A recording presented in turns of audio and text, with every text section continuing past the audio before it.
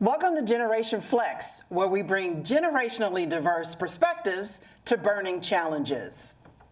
Getting an education is the one experience that most people begin as toddlers. According to Quora.com, the average individual consumes over 18,000 hours of schooling between kindergarten through high school. Tack on another 6,000 hours minimum obtaining a 4-year college degree. Today's marketplace includes a plethora of educational options. The admittance competition, even at primary levels, is fierce, and costs are skyrocketing. What's more is the climate seems to be getting more tense and combative. Obtaining traditional education can be daunting in today's climate. But is it worth it? My guest today will debate it and dissect the ABCs of education: agency, benefits, and costs. I'd like to welcome to the show, for the baby boomers, Cedric Thurman, Equity, Diversity, and Inclusion Executive at Federal Home Loan Bank, Chicago. Generation X, Amy Howenstein, Higher Education Senior Administrator and Faculty, Northwestern University. For the Millennials, Ryan Parker, HR Director. And for Generation Z, Christabel Adu, college student. Now, right off the bat, how much formal education is a must in today's climates? What do you think? Is it a true benefit? I think it really depends on the needs of the role, what you're looking to do, the area you're in. If you do want to have, a role in maybe like a business setting or something like that, a lot of employers do require a bachelor's degree, some even require an MBA.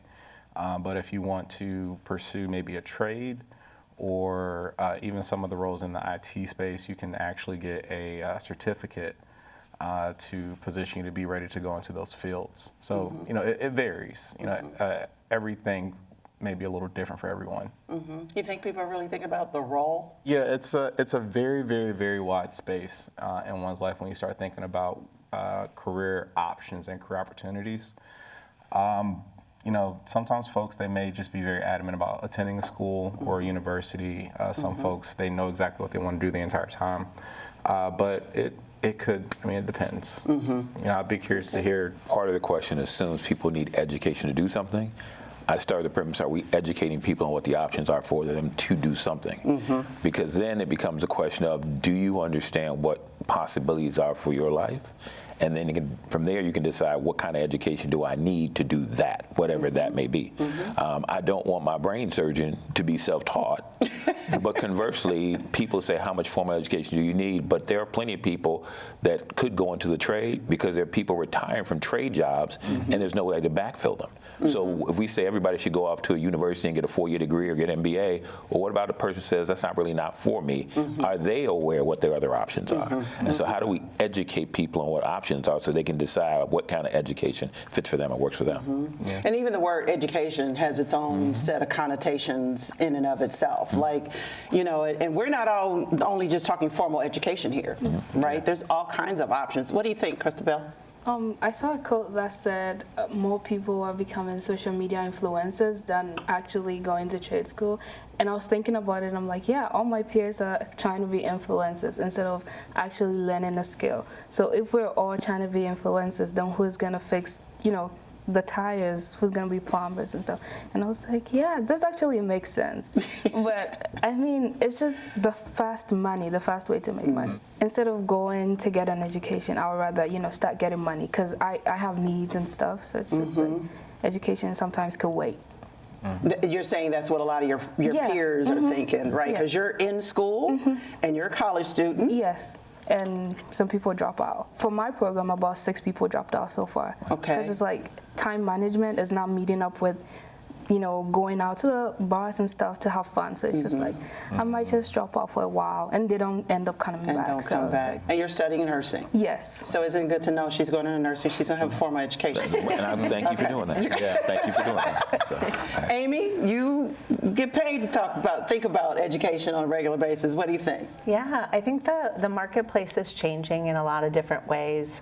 People are really starting to question education's role in equity and systems of oppression. And so education has been used for a very long time as a tool of exclusion. And so we're starting to really deconstruct that and peel it back and see what is necessary? What narrative has told us that it's necessary?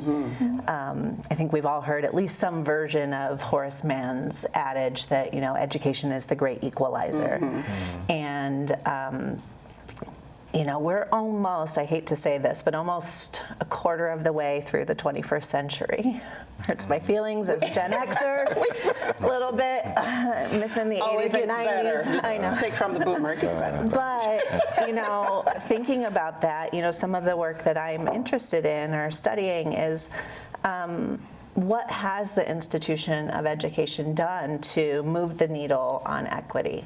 And so if it is the great equalizer, the data are not showing that. And so I'm a first generation college grad, come from humble working class, hard working class folks in rural Ohio. And so there are a lot of folks there who don't see the value in formal education and have made fine, livings and provided for their families and are quite happy and lovely and have free time. That's a thing that is, now starting to be a benefit. Yes, But, in just the 21st century, we have had more marginalized and minoritized identities, whether it's race, ethnicity, gender, sexuality, in higher education. And so at the local level, for me, example, it's working, right? I am the product of the great equalizing. But if we look at the data, it's not telling the same story. And so if we pull back, the wealth gap has never been wider. And so, yes, more people are being educated, and so that keeps us talking about, well, you need to get an education, you need to get an education. It keeps us on the local level, but it's not looking at the systems level. To that point, when you say it's not looking at the systems level, when I went to school years ago, most people, if you couldn't afford to go, you had financial aid that you got, and you borrowed a little bit of money. Now there's no more borrowing. Now there's no more aid. Everything's borrowing. And so when you say it's the great equalizer, part of the challenge becomes the institution of educating people has become far more expensive, and so it's becoming elitist because if you can't access the resources, or if your students say, well, I'm just going to borrow money and go to school, well, the reality of it is you're going to come out with so much debt. Living the American dream to say, okay, I want to buy a house, I want to say to put my kids to college, you can come out going to a state school now with $200,000 in debt. And that's a state school, it's not a private school. You can come out with $200,000 in debt. If you have $200,000 in debt and you're a college student and you come out with a decent job, you're not paying off that $200,000 in debt for 15, 20 years. And so just think about having to pay, if you paid it off over 10 years, you're going to be paying $20,000 a year for 10 years out of whatever you made after tax. Is that the great equalizer? It's not equalizing things for people. It's actually becoming more challenging and more difficult. And I think that's why people question the value of education. Can I do something else where I don't have that much debt and still allow myself to make some money? It does make you wonder just why is it so expensive at the end of the day. It's especially when so many books are digitized and these kinds of things, why is it so expensive? So Crane Chicago Business recently reported that career readiness programs are helping students find jobs without formal degrees, without incurring that debt, and enabling students to learn and immediately apply that learning to well-paying jobs, things like technology, some of the trades, some of the more skilled labor. What do you think are the pros and cons of that phenomenon? Well, again, it goes back to a comment I made earlier. We have to expose people to options instead of having to pursue jobs. Because when people start to pursue jobs, sometimes I heard somebody a long time ago say, the best thing to do is know what you don't like, because then you don't make bad decisions. You don't go down the wrong path. But I think teaching people other ways of things that they can do, where they can realize I don't need to go in debt and I can do that. But if you're not exposed to that, how do you even know that's an option? Right. And so you feel like you're almost trapped to say, I have to go get a degree. I have to go spend all this money because I don't know what the other options are if I don't. And people tell me I need a degree, it's the great equalizer. So I think blindly that's what I need to do until I realize I went and majored in something that I thought I had an interest in. I can't find a job, but now what do I do? And they don't even do that anymore. Right. So now, Right. And secondly, absolutely. if you do have the realization of that while you're in your degree program, maybe you get to your sophomore or junior year, and you think, I really don't love this. Or maybe you do, you finally get that internship experience and you realize like, yeah, this isn't for me, you know, and it's like, well, I kind of already spent 2 years doing this. I've already incurred this much debt.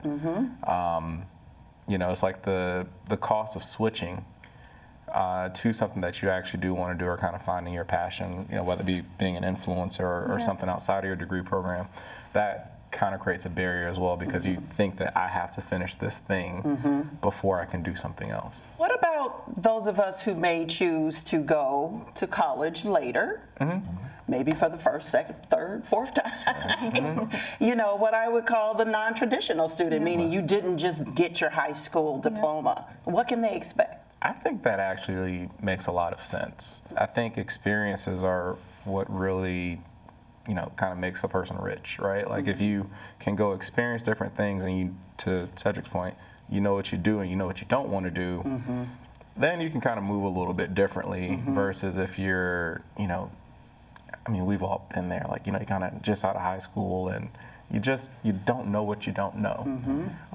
And then also, I mean, about, you know, academic institutions, you know, if you look at kind of educating someone in a career and how do you do this and what should you do versus actually get into the details about like what it's going to be like working in that job. Those are two different things.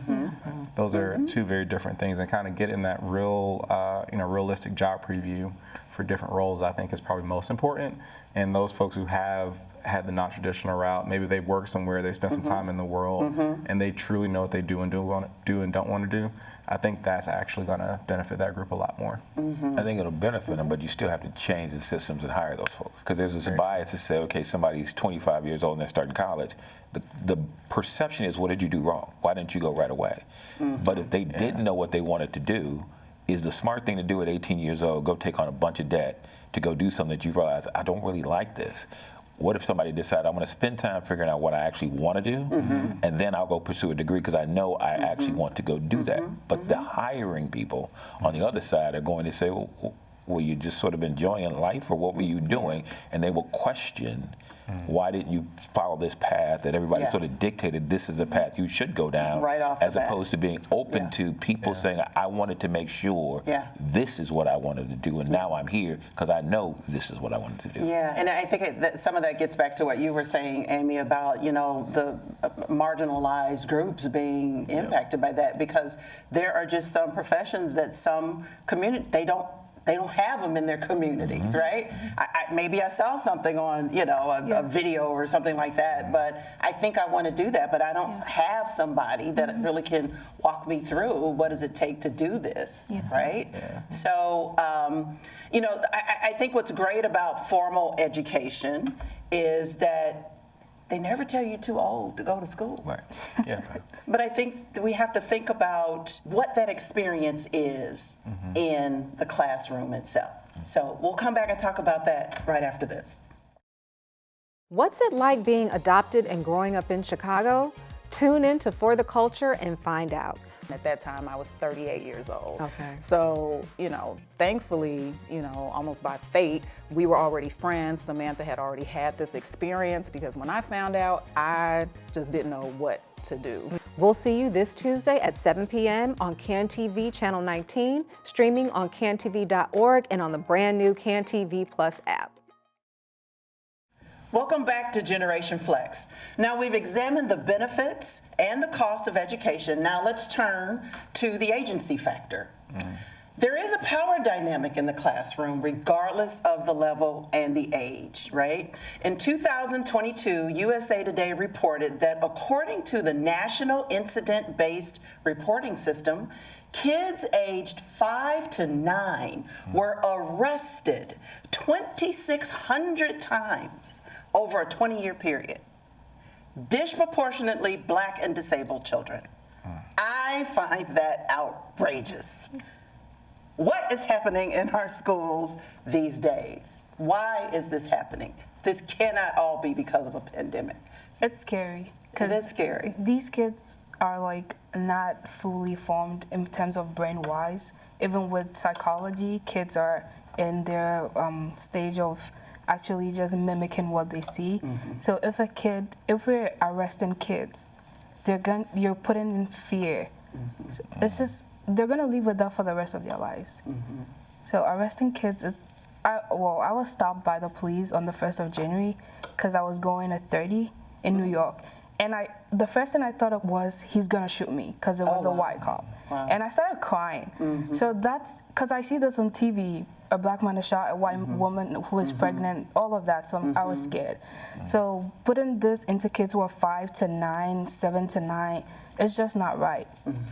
It's scary. It's almost like they can't recover from it, right? No, It's just, you yeah. know? And how are kids who, not only the ones who get arrested, but witness a classmate getting arrested, you fear the educational system. Yes. Yeah.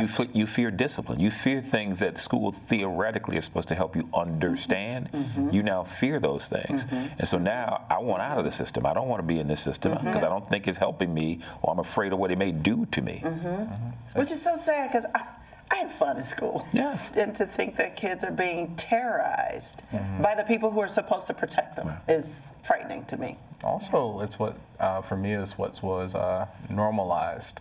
So, I'm from a small town in South Carolina, and we had resource officers at schools. I mean, they were essentially cops at the school. They told us they were resource officers. They were, they were cops. And, I was talking to some other friends, and they didn't have that at their schools. And I was like, wow, I got used to seeing cops walking around every day where that wasn't the normal state.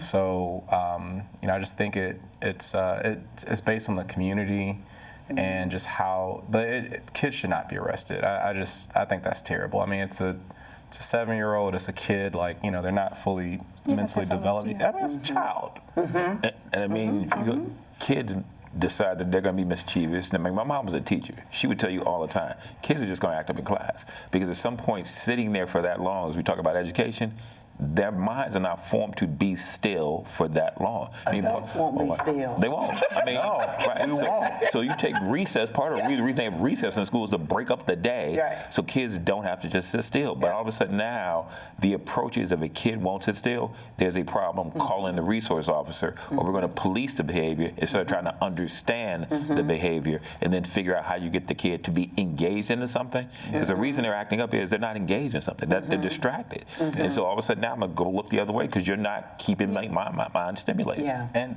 and I get it. Being a teacher is not an easy job. It's rough. Shout out to the teachers. Yeah, huge shout out to all the teachers. And it's not to minimize, what they're doing, because that is a very hard job. However, when I look at the structure of it, of the, how some schools are set up and all those things, like, are the students really being set up for success in those environments where kids are being arrested? And I'm not sure what else would be correlated with that, as far as, like, school funding and resources, but it just seems to be like a deeper issue that's at play. And I think what Ryan and Cedric both said you mentioned police were walking around, you said the word policing, and this notion of sort of institutionalizing, like, obedience and that we used to talk about the pipeline to prison.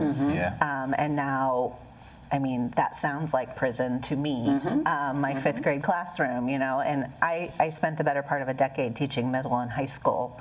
And the dean of my master's program that prepared me told me one day, kids are like water, they'll go anywhere they can. Like, you have to set boundaries. And so some of what these startling numbers and these horrible videos say to me is that the teachers were improperly trained. And so we can sort of dial back the education conversation we're having into what is it, that sort of difference between hard skills of delivering your content, but so much of your work as a teacher is socializing kids to be together and in civil conversations and have discourse and disagreements and conflict management and all those skills we wish adults had. Right.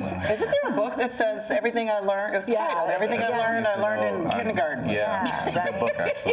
It is a good book. Yeah. For me, the thought of a 5-year-old or a 7-year-old being anywhere near a police state or handcuffs is just so absolutely disgusting. Yeah. It really repulses me. Yeah. You hear people too will say, well, you don't understand what the child did.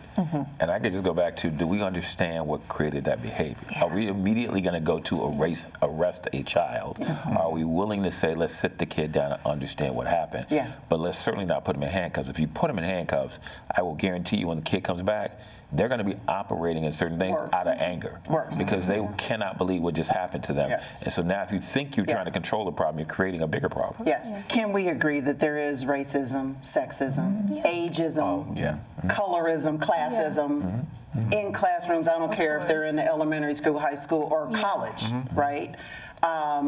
So when you think about, let's say, rights and justice in the classroom, if a student, no matter what age they are, because it could be one of these 5 or 9-year-olds, they just felt like, I felt completely disrespected by the way this teacher was talking to me, talking to me as if, I'm not human, What agency do students have, regardless of their age? How should they handle that so that there is this sense of, so we know we have this positional power, i.e. there's somebody who's responsible for the classroom, but you just don't get to do any old thing.